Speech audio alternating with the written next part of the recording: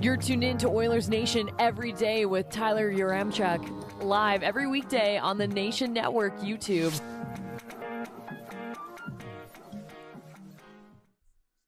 Welcome into another edition of Oilers Nation Everyday, just an hour later than usual. Don't worry about that. As always, coming to you live from the Sports Closet Studio, 3 locations in the Edmonton area. It is almost December. That means you got to get your Christmas shopping going. Hit up the Sports Closet. As always, Sherwood for Giant Game Day as well. That's where we're going to start today with the lead.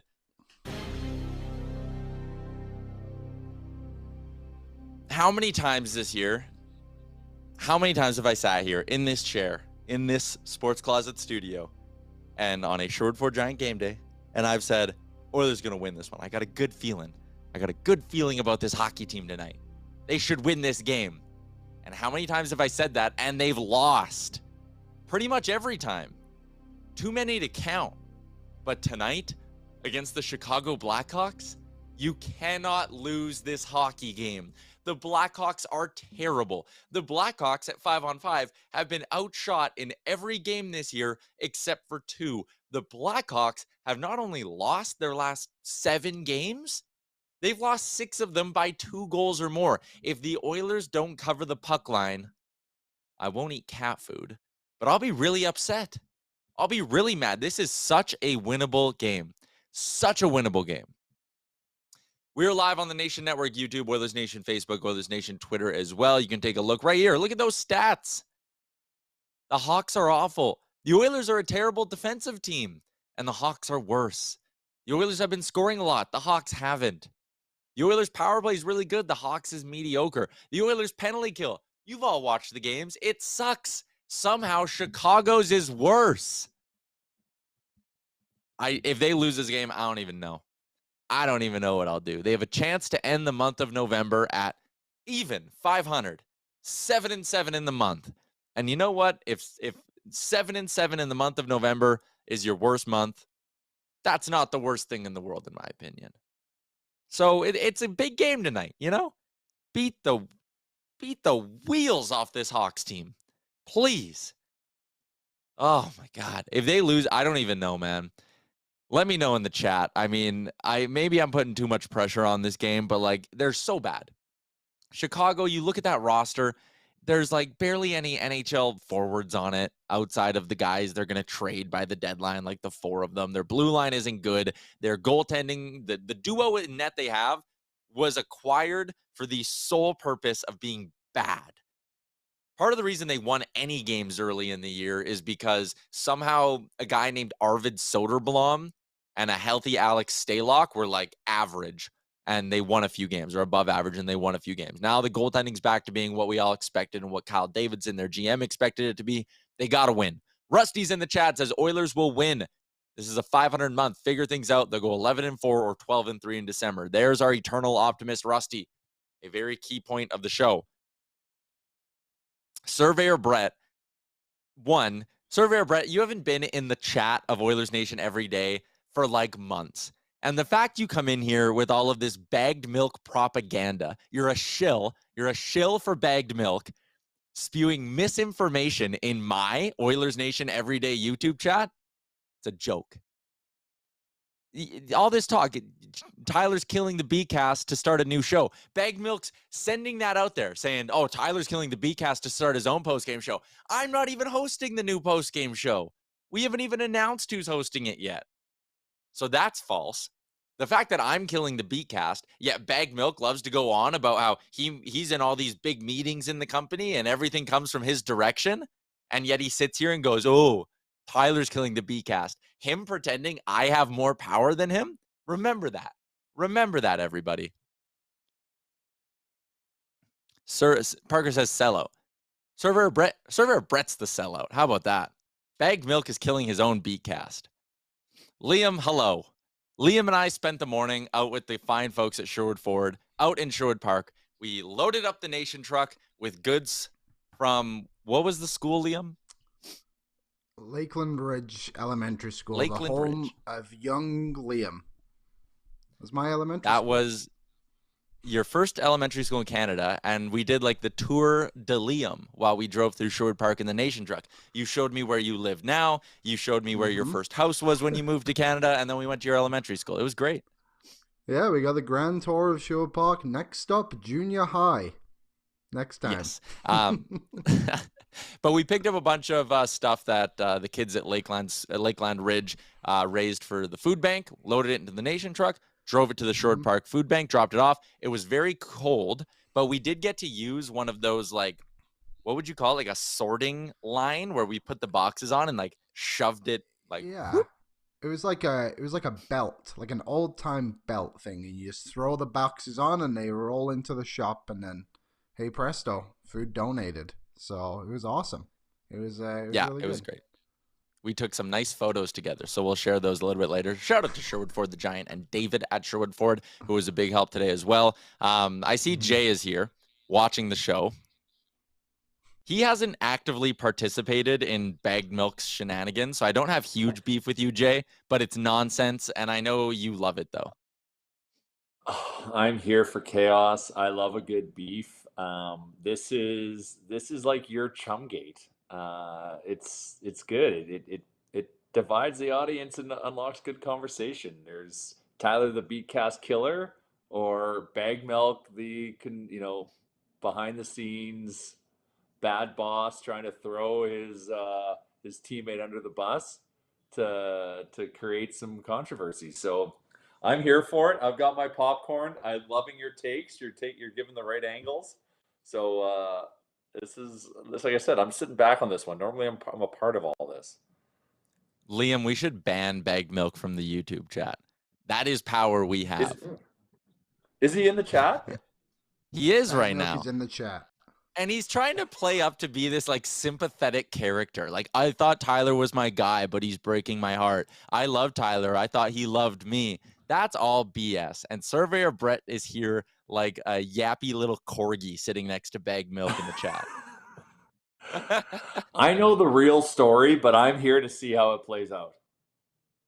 And that, folks, that is telling right there. Okay, I'm going to move away from this. Let's talk about the hockey game tonight. You heard my rant off the jump. They can't lose this game, Jay. They cannot lose to the freaking Blackhawks. It's not a must-win game in the sense of the season's on the line, but it's a must-win game to save face on the month, just like you said, because we're playing a shitty Blackhawks team. The puck line is plus 110, just to tell you how bad they are. So they got to go in and get this win. This just makes a bad month okay. It really saves a month to get this win. Yeah, they could walk out of this month at 500 still, which when you think about how negative we were kind of being a week ago, it's pretty good if you can come out in November at 500. Agreed. It's the season's still on the rails. It's no pause for concern. We can't lose to crappy teams. We love playing down to our competition, and you know what? Mm-hmm. This is just one of those ones where they have to go into. Is it still called the United Center? I don't know. You have to go into the arena in Chicago and kick some Blackhawks ass, and really, it needs to be a statement game. It needs to be like a 6-1 shelling. Yeah. Around the NHL, did you have a chance to catch that game last night or see the score last night between Seattle and LA? That was like almost a Broncos versus Indianapolis football game in terms of what that score was. Yeah. That was something. Insane. If you missed that would it, have been amazing to be at. That would have been an amazing game to be at. Well, so one of my daily face-off bets of the day yesterday was the Kraken on the money line as underdogs. So they got up early, and I was like, oh, perfect, we're good. They were up like 2-1 early in the first, and I was like, yeah, they got this. And then the end of the first was 3-3, and I'm like, boy, that's getting wild. And then about halfway through the third period, they were up 8-6, and I went and I looked, and my cash out was like $9 short of the full bet. And I was like, oh, it's 8-6 with like 9 minutes to go or something. And I was like, the Kraken should be able to hold on. And I was like, you know what? No, I can't trust them. So I took the cash out. You need that, and sure as shit, they blew it.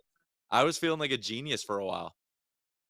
Well, in hindsight, you are, but that would have been nerve-wracking.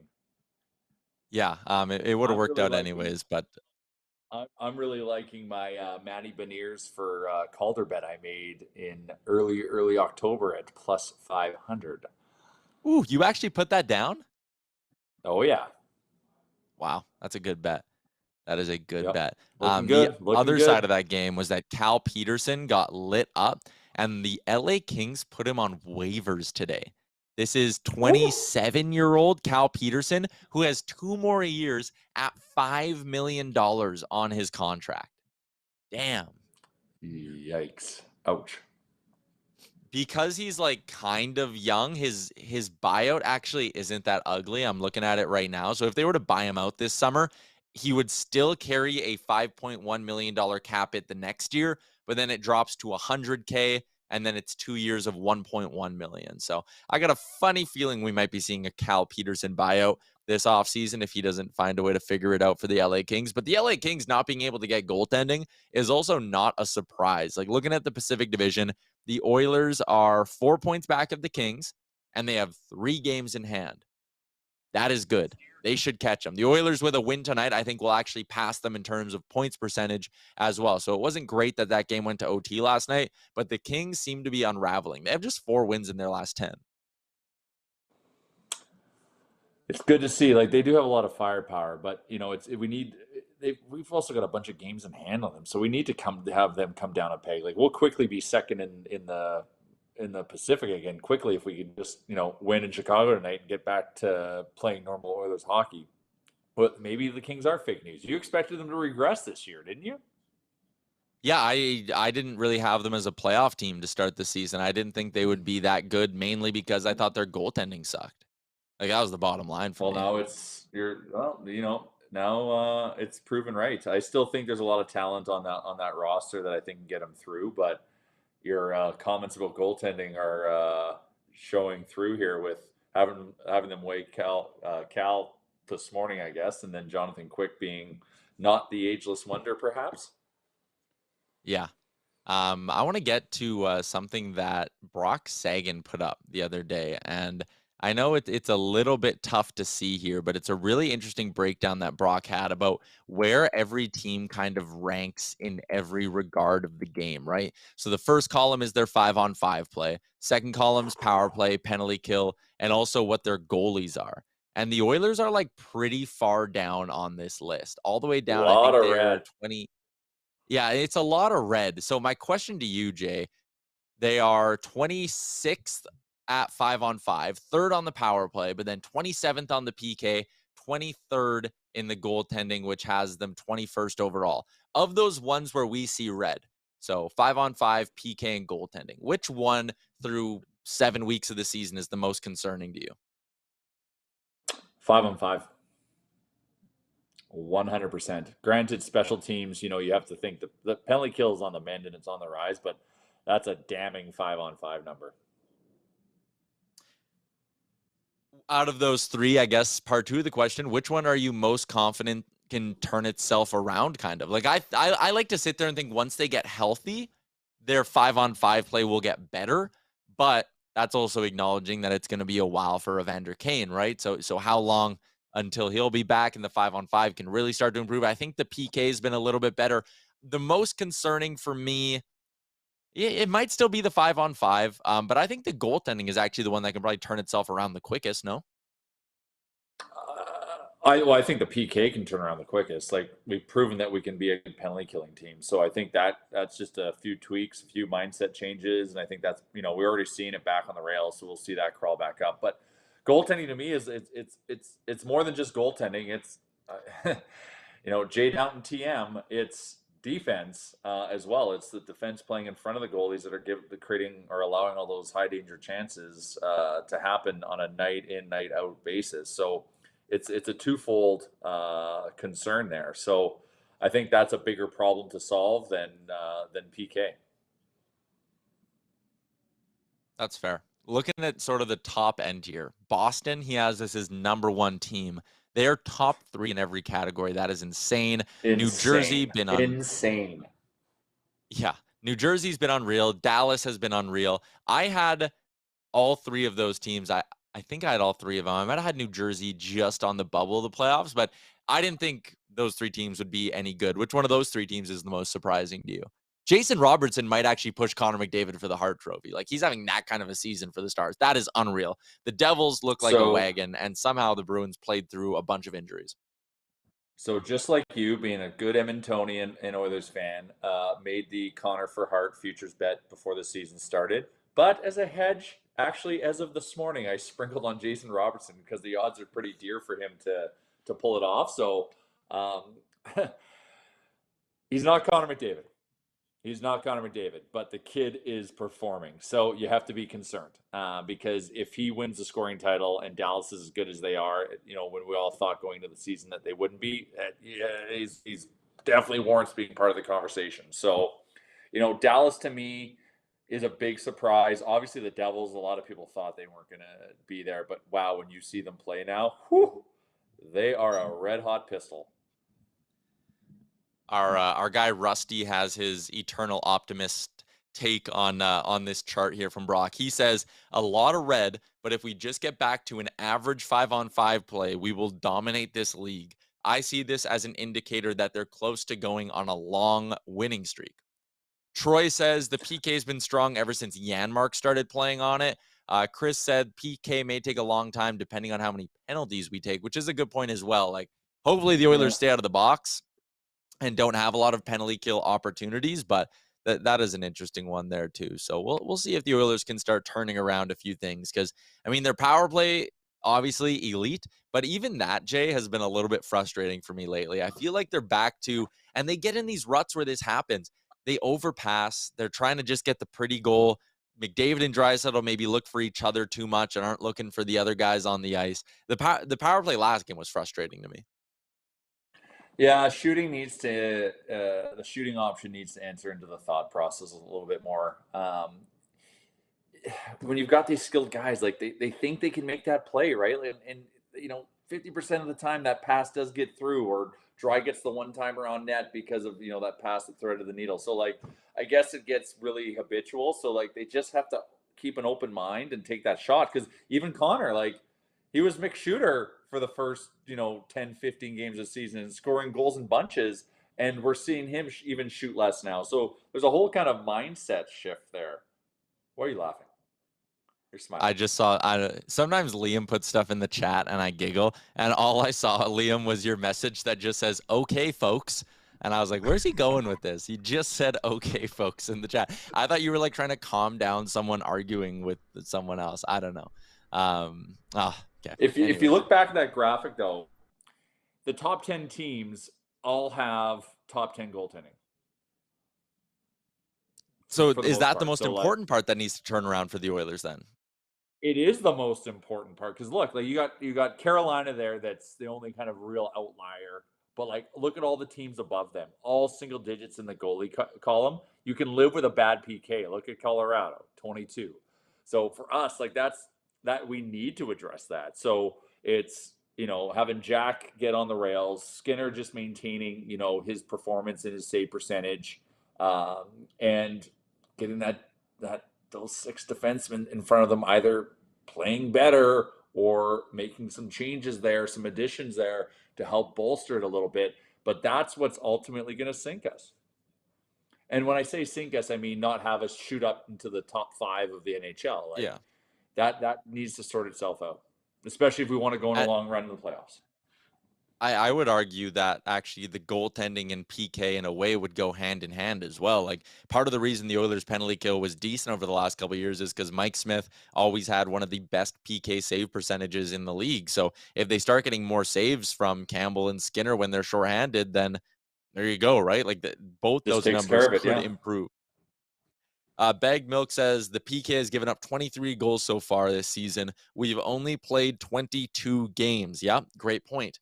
Bag Milk also adds the Oilers are tied for 3rd in the NHL in PK goals given up. Yeah, the penalty kill is not great. Far from it. See if they start turning it around, though. It's coming back, though. I'm not too concerned about it. It's not as glaring as it was earlier in the season. So I'm not concerned, but we have to defend and stop more pucks. That is our biggest concern. We're battling injuries up front, and any team goes through injuries, but look at the Maple Leafs. their top Yeah. four defensemen are out.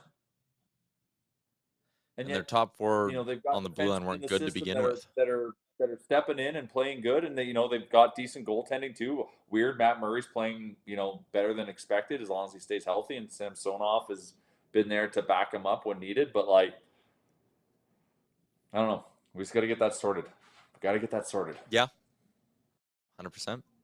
Let's switch gears back to the here and now for the Edmonton Oilers. 8 goals in their last 2 games, Jay. And a very special someone has scored 3 of them. Evan Bouchard is on a heater. Back-to-back multi-goal or back-to-back games with a goal for Bouchard. He tied the game up late. I'll give you the floor here. Just rave about Bouchard and these last 2 games. Maybe I'm speaking for you here, but this is what makes him such a special, special player. I feel like there's a hidden agenda by you doing that, because I'm very critical of Evan Bouchard, but never once critical of his offensive potential.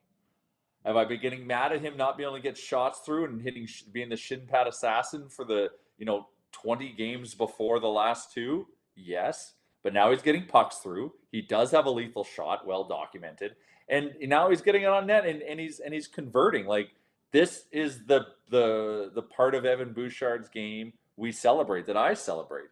I'm still critical of his defensive side, but the other issue is that he's not insulated. If he's going to be an offensive weapon like this and be playing more on the offensive end of the game, well, then he needs to be paired up with the right defenseman there to insulate that. So if he does make a defensive mistake, he's protected. So I am happy for Dad. I am happy to see him scoring. Hammered him on the shot prop. I listened to you last episode, made some money. Gonna do it again tonight. Right? If he's feeling it and getting pucks through, like, this is the Evan Bouchard we need. But we're still getting scored on a bunch against, right? Like, scoring 4 goals is great, but if the other team is scoring 4 or 5, then, like, what's the point of anything? So I'm still going to be critical of that. But, like, as long as he's insulated, he's fantastic offensively. And now it's starting to pay dividends. He was a little snake bitten, but now it's great to see. Like, what a game tying goal. Like that's such a, like, unreal. Like, it's those moments to score. Like, it's like the Oilers in 06. There was a 1.5 seconds left in Arizona, and this was to tie the game. Face-off one to Chris Pronger and in with 1.6 seconds or 1.4 seconds. I remember that. This is obviously like 4 or 5 seconds in that game, but like, when you see things like that, you're like, okay, this is a good signal for the season ahead. We're gonna look back at this. This game, that goal is going to help us get a chance to get this month of November back on the rails with a big win tonight in Chicago, be back to 500. Like, these things have an impact in the overarching trajectory of the season. So, yeah, I love Dad offensively. It's not just a normal game day either. It's a birthday game day for you. So what makes game day special on your birthday? What do you got going? It makes nailing the puck line with a big bet. That is what's going to make my birthday special. So you're betting a little heavier in tonight? all honesty. What's that? You're betting a little heavier tonight because it's a game day?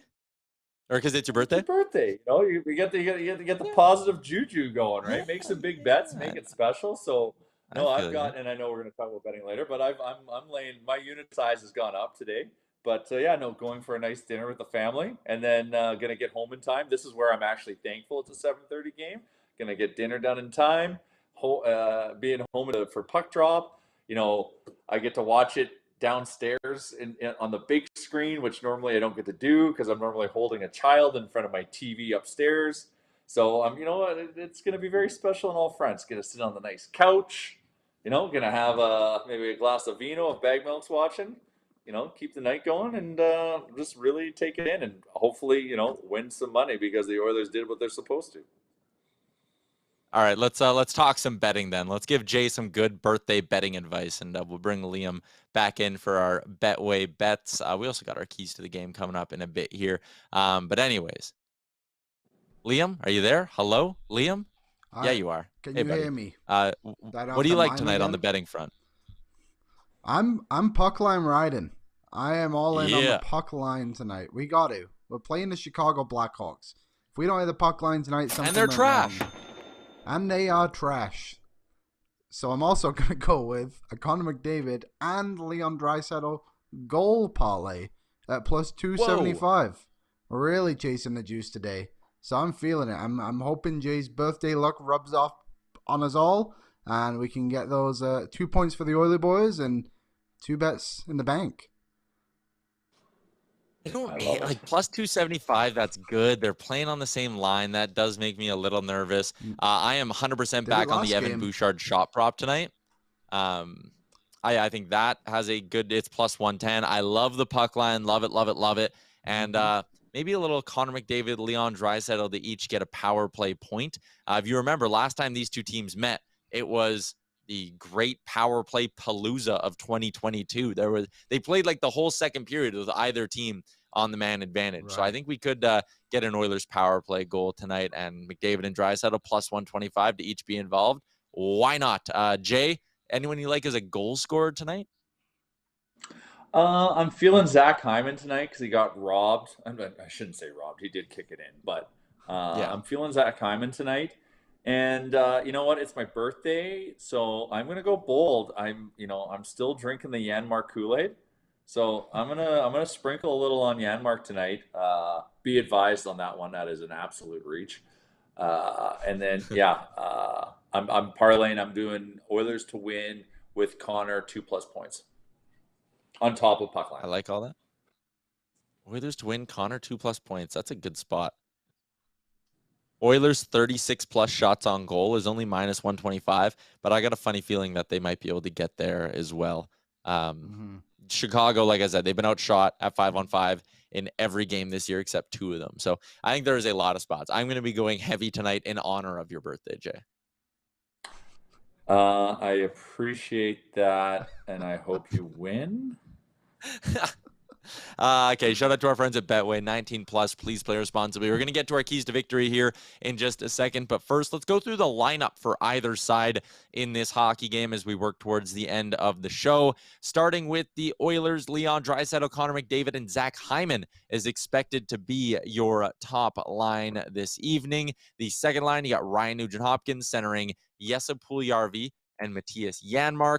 Brad Malone on the third line with Dylan Holloway and James Hamblin, and then Tyler Benson with Devin Shore and Derek Ryan. So Tyler Benson expected to be in the lineup tonight because Klim Kostin, if you didn't hear this yesterday, he's in Calgary getting like a work visa thing sorted out, so he couldn't make the trip to Chicago. He might be able to meet them in Minnesota though, but this is your Oilers lineup tonight. The blue line is Nurse with Ceci, Kulak with Barry, Broberg with Bouchard. Jay, a couple of questions for you in regards to this Oilers lineup. Hyman, McDavid, Draisaitl, when they're on the ice together, feels like a power play the whole time. That's the way someone explained it to me yesterday. I agree, that trio is great, but a second line of Nuge, Janmark, and Puljujärvi, like the depth of this team falls right off if you go supernova with those 3 on the top line, and that concerns me. I couldn't agree more. Like, I love nothing more than watching that line of Draisaitl, McDavid, and Hyman on the ice. But, in terms of roster construction, given, the players that we have that are able to play, it's always a bit risky because we need that depth. I'm hoping maybe there's some jumbling. Like, yes, I am drinking the Yaremchuk Kool-Aid. Yes, I love the Nuge.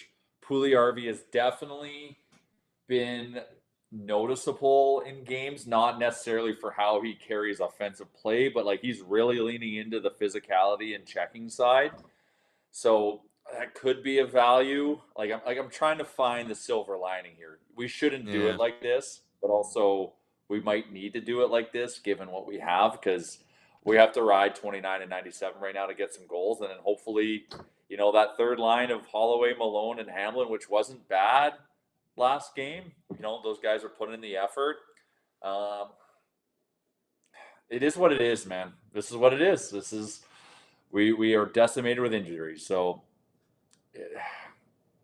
I think the more I look at this and kind of seeing how Florida, I think this is kind of the way you have to go.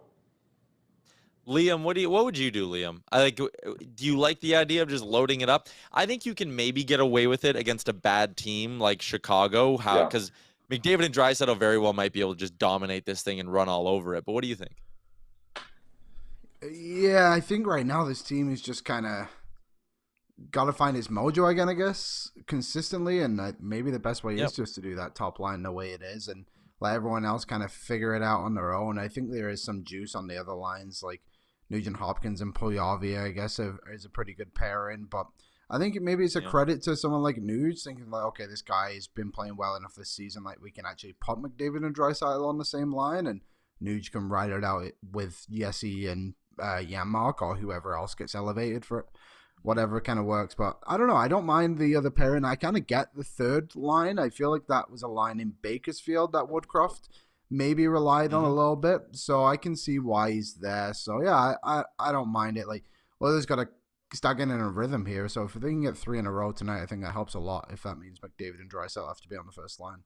It's a good point.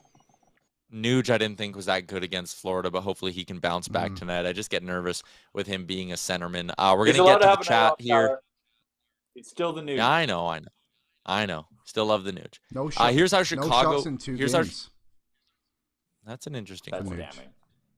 damning. Yeah. Lineup for the Hawks tonight. Jonathan Taves and Patrick Kane reunited together on the top line. Andreas Athanasiou on the left side. Max Domi with Philip Kurashev and Taylor Radish. Jason Dickinson with Colin Blackwell. And our old friend Jujhar Khaira, who has 2 goals in his last 5 games as well. Jujhar starting to play some decent hockey, and he's healthy as well, which it feels good to see Jujhar be healthy. Mackenzie Ontwistle with Reese Johnson and Boris Kachuk. The D pairings for the Hawks are Jack Johnson with Seth Jones, Philip Ruse with Connor Murphy, Jake McCabe with Caleb Jones, and I believe it is going to be Arvid Soderblom getting the start. Yes, that is confirmed, Chris Chalmers on dailyfaceoff.com. So Soderblom is getting the start in his last outing. He stopped 21 of 23 shots. Stuart Skinner, according to Jack Michaels, is getting the start tonight for the Edmonton Oilers. Okay, we'll wrap this up with our keys to the game and also the fact that Stuart Skinner's getting the start. I think I would have gone with Jack Campbell against the easier opponent, first of back-to-backs. I think that's more of a spot where Jack Campbell could succeed, and you go with Skinner tomorrow against Minnesota. Jay, what do you think? Skinner, right call? I agree with your logic. I was thinking the same thing. So a little bit shocked, but once again, maybe we desperately want to be 500 for the month. Like I don't know, but like Minnesota's an interesting team. I don't know. Like I'm trying to wrap my head around why they would do it this way, but I agree. I would have gone Skinner. Also, I just noticed since Jujhar is playing tonight, revenge goal. Love for Jujhar. Just put a couple bucks on him to score. All right, Liam, what do you think of Stu Skinner getting the start? I think it's fair. I guess you could say he earned it. I don't think that loss against the win That's against fair. Florida, like any of the goals, were really his fault. And also, I was watching one of the pre-game interviews with Skinner, and he was talking about how pumped they all were for Campbell to get that Rangers win. So maybe Campbell's kind of feeling himself a little bit now, and the coaches see that and think, yeah, he's going to be fine against Minnesota, and give him a game. And I guess that also shows that you support Campbell with giving him the tougher opponent, I guess you could say, right? If he plays tomorrow, I'm assuming he's going to play. It's the whole like mindset and psychology of it. So like I think that's a good perspective, Liam. Because at some point Jack Campbell needs to be our $5 million goalie. Like that just has to happen. Because if it's not, we have bigger issues. Sherwood Ford Giant keys to victory tonight. Taking a look at a few things. Rusty, this is superstar line versus superstar line. Chicago's depth is worse than the Oilers. Yeah, it's a good point there. Tyson says Puljujarvi's going to get one tonight. Deskra says, isn't Holloway projected to be on the 4th line? The 3rd and 4th lines tonight are more or less the same thing. They're interchangeable. Epiphany says Tyler Benson getting a goal or assist would be perfect. Chris says Oilers are putting up 40 shots unless it's a blowout. I like that. Rusty adds he doesn't think the second line is terrible, but could be worse. Nuge can drive that line. And Epiphany also said, honestly, any one of Hamblin, Benson, Puljujarvi, or Bouchard scoring would be epic. All right. Keys to victory tonight for me, don't play down to your opponent. That is something the Oilers love to do. They love seeing just a team that is dead in the water and not finishing the job. You just got to go pedal to the floor. I don't know how many other cliches I can throw out right now, but just beat the wheels out of this Hawks team and don't play down to them. That is my giant key to victory for Sherwood. Liam, what do you got? Yeah, dictate the game, play your own style, and I think McDavid and Draisaitl maybe dominate early, and then let everyone else kind of grow into the game. But I guess I'm looking at that top line to actually come out and control this game the most, like they should. Yeah. Okay. Couldn't agree more. Do not play down to your competition tonight. This is just, you just got to go and win that game. So I would also add is that we have to score first. Like we're playing the Chicago Blackhawks. We shouldn't be having to chase the game against them. So if we play down to our competition tonight, Chicago's scoring first, and then we're chasing the game. And we got another weird game like we had against them a month and a half ago. So when we played Chicago last, so score first. Don't play down. We're the better team. Be the better team. Parker says 10 shots in the first 10 minutes. He also called Jay the sensible voice of Oilers Nation. McJesus says get 2 goals in the first 10 minutes. Play your game 1 second into the period and start on time. Curtum adds, same thing. They have to avoid giving up the first goal. Reminder, like if you like. Thank you, Epiphany. Thank you for putting that message into the chat as well. Bag Milk, plus 750 for the Oilers to win every period. Let's effing go. I like that as well. I like that. If you're looking for, yeah, that's actually very juicy. I might be in on that. If you're looking for a spot to go watch the game tonight, why not head down to Jasper Ave and hit up Soho? All the Oilers games on their 100-inch screen. That is a large screen. Very large. We watched the Rangers game there the other day. $4.75 Molson, half-price wings, $8 for a slice of pizza and a pint. You don't get it any better than that. Head down to Soho for the game tonight. And all right, score predictions, boys. Liam, what do you got? 6-1 Oilers. Okay, I'll say 6-2 Oilers. Jay? 5-2. 5-2. All right. There we go. That is a wrap on today's Sherwood Ford Giant edition of the show. Shout out to Sports Closet, sportscloset.ca, and our new friends at Soho. You can give them a follow on all their social media at Soho Yeg. Shout out to Bag Milk and Surveyor Brett for stirring it up in the chat as well and getting my chat engagement up. You think you're harming me, you're only helping the algorithm recognize this show more. So the joke is on you. RIP to the Beatcast. Thanks for tuning in. We'll be back tomorrow when Frank Saravalli joins the show. Talk to you then, everybody.